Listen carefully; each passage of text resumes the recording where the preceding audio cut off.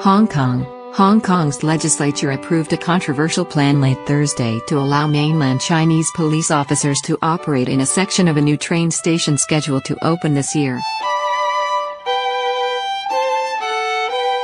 To the Hong Kong government, the West Kowloon station is important economically, accelerating access to mainland China and its growing high-speed rail network.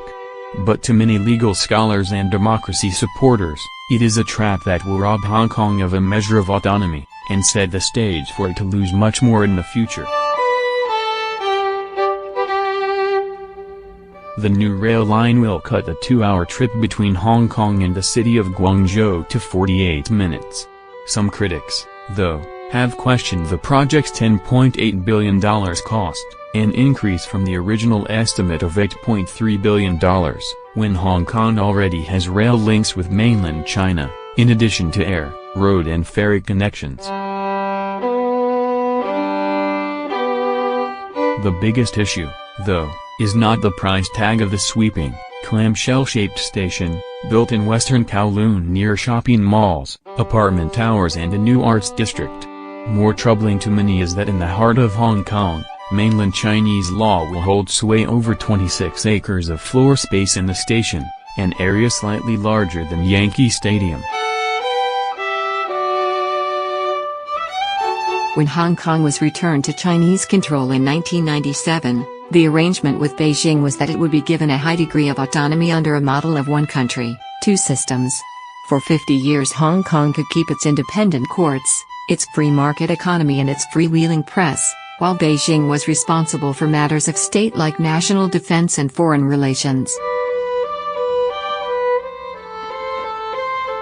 The granting of mainland jurisdiction is a subtle yet powerful way to undermine Hong Kong's unique status, said Victoria Hui, an associate professor of political science at the University of Notre Dame in South Bend, Indiana.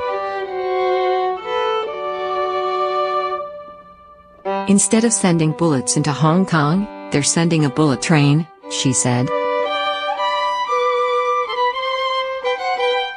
The new station will become a horrifying precedent that it's possible to introduce laws from China in Hong Kong without any legal basis, said Chris Ng, a representative of the Progressive Lawyers Group, a Hong Kong organization that promotes democracy and the rule of law.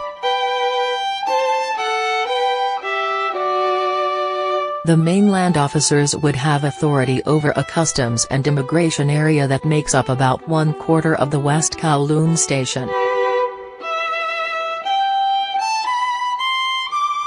Eric Cheung, a professor of law at the University of Hong Kong, said there was a risk that the passage of the station arrangement would bypass Hong Kong's courts. But Hong Kong's Secretary for Justice, Teresa Cheng, said it would have to undergo court scrutiny, though she said she believed the plan was on solid legal ground. Pro-democracy legislators tried to limit the scope or permanence of the mainland officers with a series of amendments, but they were all defeated Thursday. After a series of dismissals of pro-democracy legislators in the past year, the camp has lost much of its veto power. 5 lawmakers were barred from the chamber after protesting the measure on Wednesday. The final vote was approved by a 40-20 vote as hundreds of demonstrators watched from outside.